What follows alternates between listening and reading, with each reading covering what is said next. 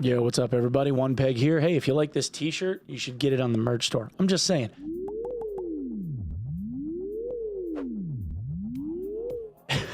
Anyway, there's a bunch of hidden changes. Again, all of the stat changes that got made. I figured you guys would want to know what those are. So that's what this video is all about. There is one stat change, though, that got made. Well, two, actually, that weren't in the patch notes that I think... well, one of them was an error, and the other one just wasn't mentioned. Actually, several of them weren't mentioned. We'll get into it. Okay, so first, in the patch notes, the big one of the big ones was the windless crossbow was changed from a 3-second apply time, equip time, to 5 seconds. That's actually incorrect. According to the game files, this is 6 seconds. Oh, and by the way, shout out to my man Virus over volunteering his time with the Wiki Bros for helping me collect and compile all of this data. You're the man, buddy. The Frostlight Cloak is down to 2 agility now instead of 5, so that has been nerfed completely into the ground. I don't know why they did it that way, but they did. The Armor Neck, the Magic Resist Necklace, and the Hit Point Necklace have all had their stat scaling reverted to what it was before the patch 69 thing happened. So all of those values are old, which makes them actually worth quite a bit now. The HP Necklace Legendary, I think, is like plus 13 health. The Magic Resist Neck and the Armor Neck are both plus 13 magic or armor, so they're pretty good now. Okay, on to stat scaling. So there's different stuff here. There's stuff for shields and weapons, there's stuff for jewelry, and there's stuff for armor. So all of the stat scaling is done based according to rarity level. So the base stats of all of the wearables, except for the ones that I just mentioned, are all still the same with a rare exception. But if it gives you like one of the core stats like will or strength or something like that, those are all what they were when patch 69 went live. So all of the base stats are the same. The plate, chest, and pants gain 2 armor rating per rarity level now. All of the other plate pieces gain 1, and any other piece of armor in the game that you would wear gains a single point of armor per rarity level. Weapons are a little bit more unique. All of the weapons, by the way, all had their damages reduced, and we'll get into that in a minute, but all weapons gain kind of gain 1 damage per level of rarity. So white weapons start off at whatever the base damage is, and then at green level, it gains 1 or 2 points of damage. Blue is a guaranteed 2 points. Purple is a 2 or 3 points of damage. Legendary is plus 3 always, and unique is plus 4, if you're following along with that. Shields gain 1 armor per level of rarity flat. Doesn't matter if it's a Pavis or a round shield or whatever, it's 1 armor per level of rarity. Now this, going along with the magic resist and physical damage resist caps changing to 65%, means that this is actually kind of achievable now if you ended up stacking it on the gear. You can get to 65% a whole lot easier than you could yesterday, because we ended up calculating it was like something like 62% or whatever the heck it was. I don't know, you'd have to go back and watch the video that I did the calculating in. Cloaks, rings, and necks are calculated slightly differently from that. So instead of it being like 1 to 2 stat points at green, green gets plus 1. So a green necklace, rings, or not a green cloak, there's no green cloaks, green necklace or rings gains plus 1 stat point. Blue is plus 1 or plus 2.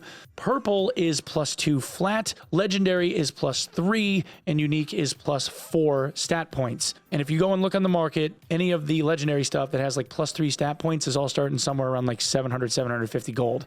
So for whatever reason, the value of these things, probably because there's so much more gold in circulation, is being retained. Now, a bunch of weapons had their damages reduced, and just as a matter of example, the white Bardiche is now starting off at 59 damage, also no longer counts as an axe, we know that. The white longbow went from 47 damage down to 41, and the epic is now 44. So that gives you an idea of like the kind of the squish that they did. A white windless was 60 damage, and now it's 56, with a purple being 58. And there was also a change where they decided that they were going to modify the damage for pickaxes to follow the same weapon damage curve, which, like, who cares? I guess if you really wanted to get a pickaxe kill, you can do that, you know, but whatever. Lightfoot boots had their move speeds modified to old values. So the white pair of Lightfoot boots starts off at 9 move speed and then scales up to 14. And then we have enchantment changes. A bunch of random modifiers got removed. So we have buff duration and debuff duration are now gone. Memory cap and memory cap bonus are now both gone.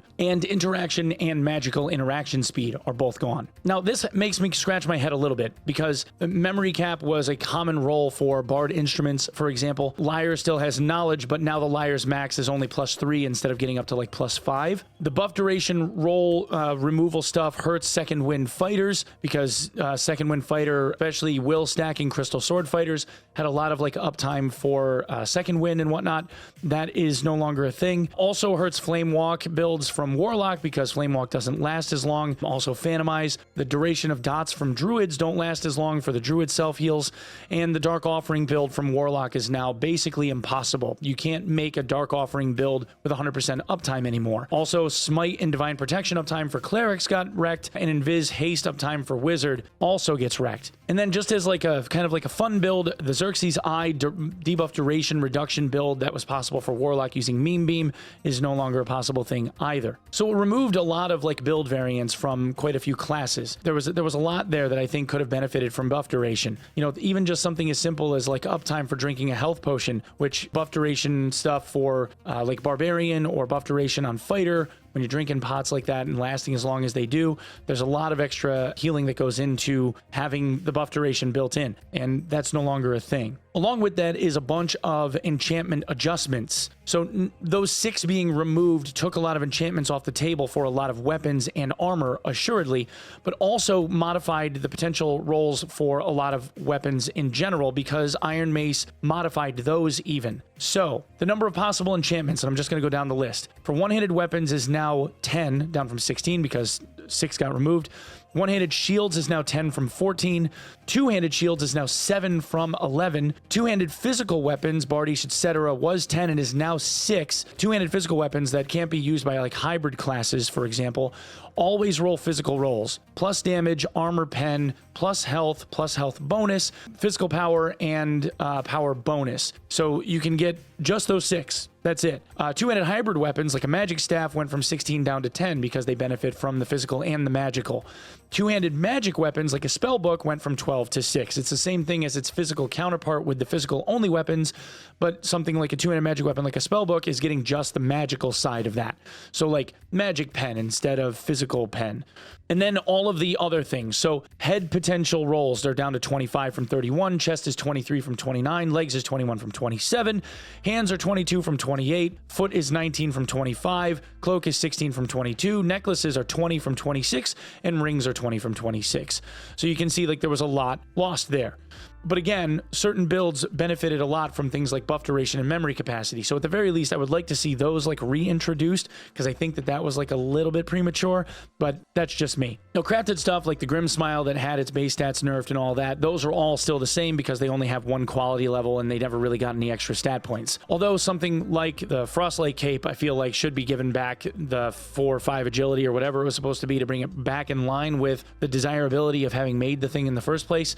Otherwise, it's just trash. So my impressions. First off, I think that them putting some stat scaling into the gear actually makes sense. It is good, and it does some amount of like placing a carrot in front of your face to try and go achieve something. I don't know, based on how the balance changes have been made so far, if it's actually like balanced. A lot of the stuff that I'm seeing with certain people playing is Barbarian still looks like it's incredibly strong. I watched Cam Soda drop 6 people in rapid succession, just literally running at them with a two-handed weapon and swinging and hitting them in the face and one-shotting and two-shotting a bunch of people. I would prefer to see there be some amount of counterplay available. The Windless, while not as egregious as it once was, still hits for a truckload of damage if a ranger actually stacks up on gear, regardless of what it is that you are wearing because of the amount of armor pen and damage that it's outputting, especially considering that physical damage reduction and magical damage reduction got nerfed down to 65%. So that is absolutely a thing. I don't feel like the game has been adequately balanced yet. I know that it is a step in the right direction. I don't think it's a big enough step. Hopefully they can continue to iterate on this because